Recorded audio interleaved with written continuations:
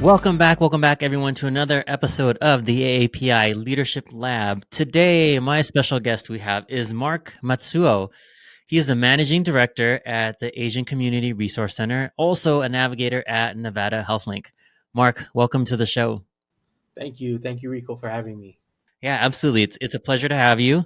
And just going to jump right in. So, tell us a little bit about yourself. Where you're from, a little bit of your background, where you grew up, where you went to school, just so we can understand who Marc is. Awesome. Okay, so I'm born and raised in Hawaii. Grew up there. We're fourth generation. Um, went to school at Kaiser High School and then to University of Hawaii. Moved out here to Vegas in 1996. Nice. Yeah. Was it right after college? No, no. I wish I'm a lot older than that. You could have told me, like, No, no. I had a kind of a I say a dead end job, working at a grocery store, and just didn't like what I was doing. Wanted to start my own business, and to me, I thought if I stay in Hawaii, there's too many distractions. So I mm. said I need to move and So start. what was it like growing up in Hawaii, knowing the Vegas is often referred to as the ninth island, but what was it like growing up there?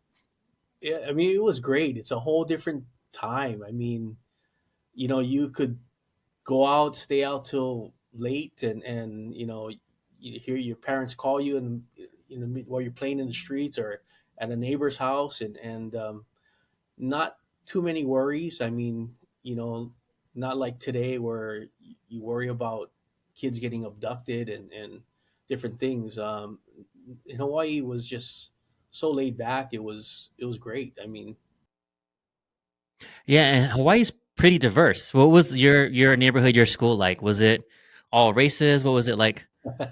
so they say it's the rich side of town. So Kaiser High School was half white, half Asian, Mm, basically. hmm They had two African American kids, actually one that kind of hung out a little bit with us, but it's diverse in sense of a lot of different Asian or ethnicities had moved there back in the day to do farm.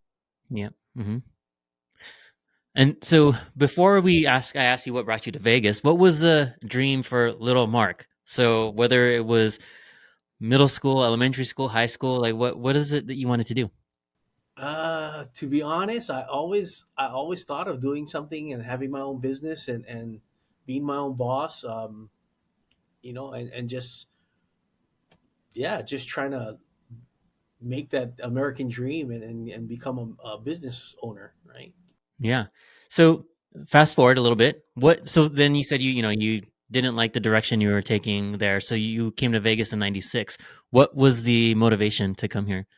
Oh, so the motivation was basically my life in, well, Hawaii is one of those places where you are in a routine all the time. Hmm I worked at a grocery chain overnight, slept, woke up, and went to play baseball and softball.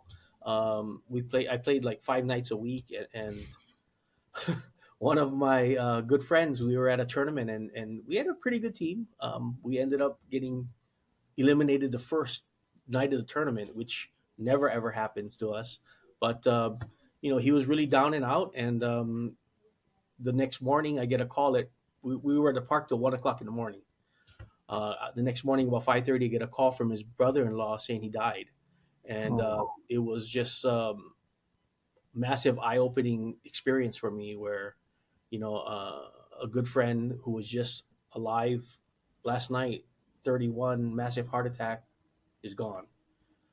Um, and that just prompted me to say, what am I doing? I don't like what I'm doing now. I want to do my own business, and I need to just do it. So yeah. Uh, That's crazy to experience that at such a young age. Like nobody thinks heart attacks under 50 or 60, right? yeah. Um, and the theme of our chat today is really going to be about using resources and help, right? And so I want to talk about first, you starting your own business, because we'll get into that theme. So you came to Vegas. Before you started your business, what was the first thing you did when you landed? Did you go to the strip? Did you have some Hawaiian food? No, actually, my friend was living here. He had already moved up here. High school friend's brother, Mhm. and he took me to a Hawaiian restaurant, of course, and we ate there. And yeah, that was one of the first things we got off the plane with. Nice.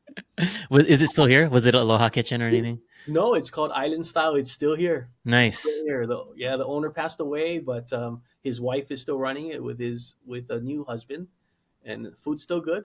Yeah, absolutely. We'll go check that out. I'm gonna go check it out maybe this weekend. Um, okay, so you started a business. Did you do that right away, or did you get a job? What did you do when you? So I started out as a wholesale and distribution company. When I first came up, I saw that there was not too much. This was in '96. It didn't have too much Hawaiian products. Didn't have coffee, a lot of coffee. So we did a wholesale and distribution company of Hawaii products and coffee. And eventually, one of the clients I had a coffee roasting company, and we would bring in raw coffee from Hawaii and sell it to him. So, we're just chatting one day, and he says, maybe you want to buy this business. And I'm like, what? What are you talking about? He said, yeah, it was a husband and wife, and they said they were done. They wanted to, sell the business and move on. So I ended up buying an existing business. They weren't doing very well. They were kind of in a back, hidden from the main road. So, but they were sitting waiting for retail traffic, which I knew was the problem, right? So, yeah, changed it into more of a wholesale company, and yeah, Nice, and that's when coffee started like exploding, right around that time, it was very interesting because I'm sure Vegas is still a very small town, right? right? Yep. And back then, coffee. I mean, there were when I first got in to that roasting company, there were five other roasters. When I left, there was only us. So all other roasters had gone. Yeah. So tell us how did you turn it around? So what was owning that business like for you? It was not gonna lie, it was tough. It was very tough, but we decided to pound the pavement and try and get wholesale companies to buy our roasted coffee, and that was the game plan. Thinking we're gonna get into one of these big hotels because that's gonna be the game, right? Found out very early on, which was a blessing, that one of the VPs for food and beverage had said to me that he wanted to be honest with me, and he said, I really can't take your coffee because my hands are tied, and understood what he was talking about. And you know, yeah, so we ended up just trying to hit the pavement and do smaller coffee companies to, businesses, churches, and everything else. So it worked out well.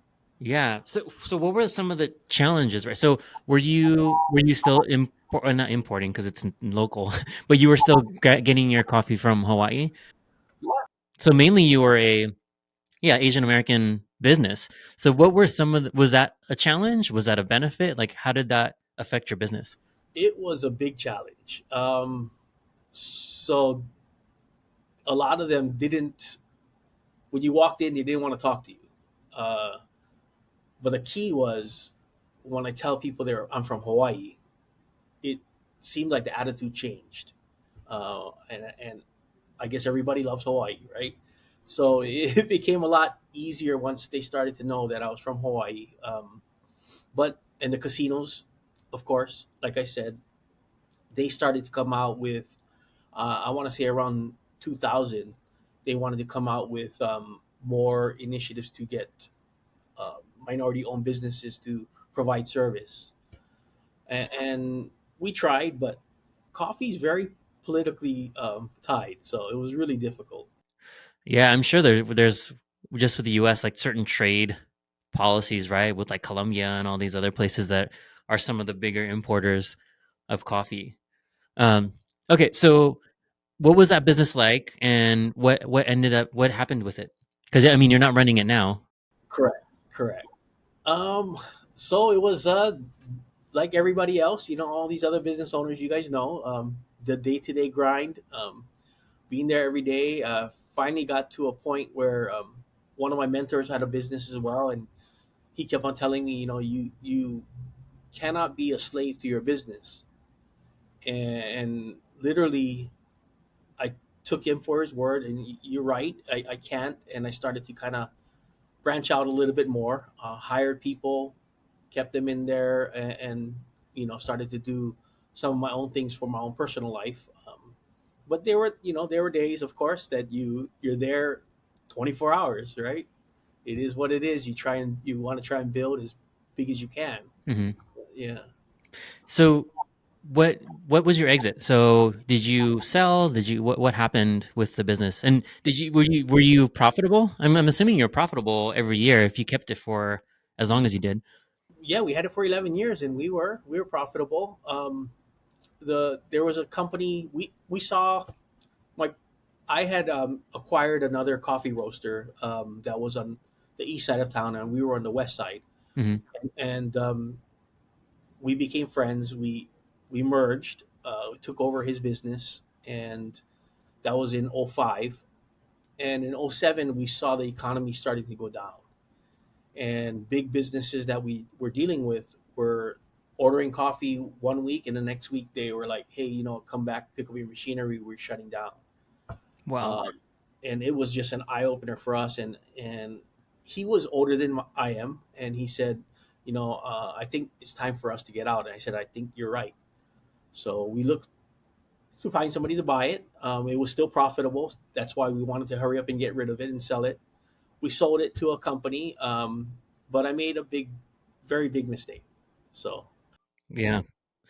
So yeah, let's talk about, like, this is the theme of it, right? Of getting help. So what let's start with what maybe your first mistake. So I'm sure there was a couple we were talking about in the pre-show, but let's walk us through the story. You decide to sell.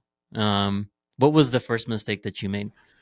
um, first mistake was he gave me a contract which looked good. Uh, I took the contract to a friend who was a corporate attorney. Asked him, "Can you look over this contract? How does it look to you?" He came back. He said, "It looks good. If you want to sell it." So I said, "Okay." And we need to go through with it. So we went through with it, um, and very quickly, within I would say 3 to 4 months, this new owners ran up thousands and thousands of dollars in debt. I mean, we had 400,000 in available credit, and he ran up 350 in within three to Wow. four months. Uh, Was this for inventory, supplies, or? no, he was whining and dining investors, trying to get them to put money in. Uh, And his whole idea was we were going to be the base, and they were going to open up other shops, and we were supply these shops. But yeah, they spent money like there's no tomorrow. And when I realized it, I ended up getting an attorney, and the attorney told me, "Well, we'll talk to them. Let's try and get them to sign the documents to bring my credit, all this debt over to them." And they just dragged their feet for another month or two, and I she told me, well, the attorney said, well, it's not they're not going to sign, and I don't know what to tell you, but you need to cut off everything.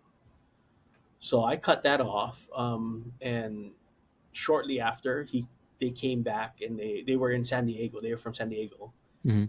He came back, and he said, what are you doing? You can't shut this down. And said, well, we've been trying to get you to sign over the credit, and you won't do it. So you guys need to get your own credit. And so from there, he was kind of very nasty about it. So my boss, my old owner, former owner, and myself, we said we're gonna quit, we're gonna resign, and we already signed a contract. They wanted us to keep us on for 3 years. Mhm. We signed that resignation paperwork, and he said, no, He goes, "You guys got to give me 30-day notice. Look in your contract." So that's okay. We gave the 30 days. He left, and then about 2 weeks later, they come back to town, and we knew something was up because there were cops everywhere. Oh, He literally got police to come, and he said, "Get your stuff and get out."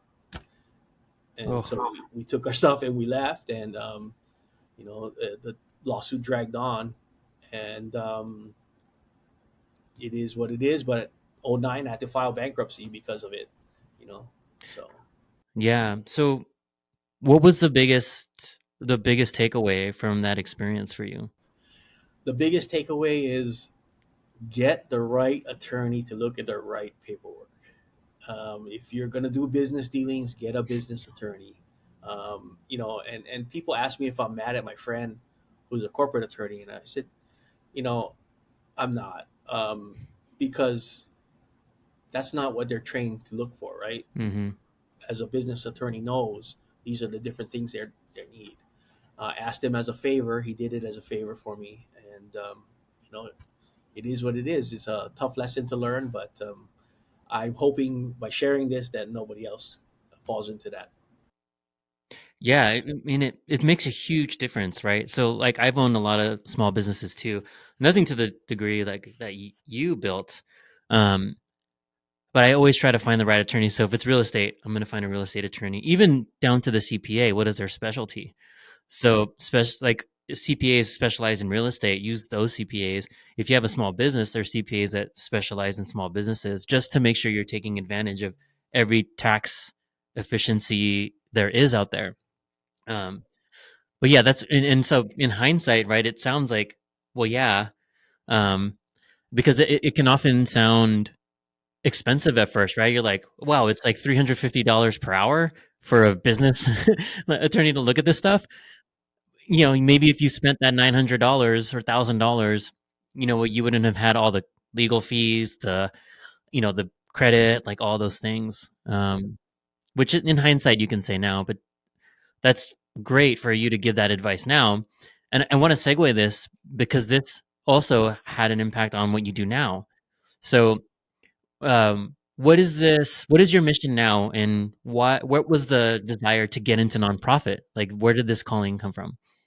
I've always been, so even back in Hawaii, I was involved with Junior Achievement and United Way and different things, and you know coming here and seeing some of the issues and talking to people,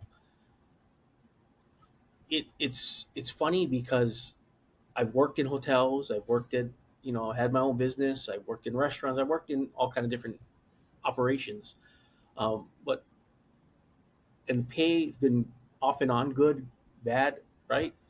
But when you help someone that needs the help, and they're so appreciative of it, you can't put a dollar amount on that. And so that's part of why I really got into trying to help the community is because the value of it, that feel good feeling is just amazing, and you're helping someone, it just makes you feel even that much better. Yeah. And so, how long you're managing director at Asian Community Resource Center? Um, how long have you been there, and what does that mean? Like, what do you do with the ACRC? So I started here in 2017 or 16. So Hmm. yeah, about 8 years now. The former owner, the founder, actually passed away in 2021, and ended up no one was taking over, and we had um, 10 employees. So I stepped up and I said, let's do this and let's continue her passion and move forward. But yeah, I mean, I've been doing this and helping the community for now, geez, 8 years with this company. But I came on board and she asked me to come on. She said straight up, I can't pay you what you're worth, but would you be willing to work with me and help me? And I said, sure. And we grew from two navigating people for navigators to 10. So it was good. It's been a good journey, and we're hoping now with everything that's going on that we can continue this journey, right? Hmm.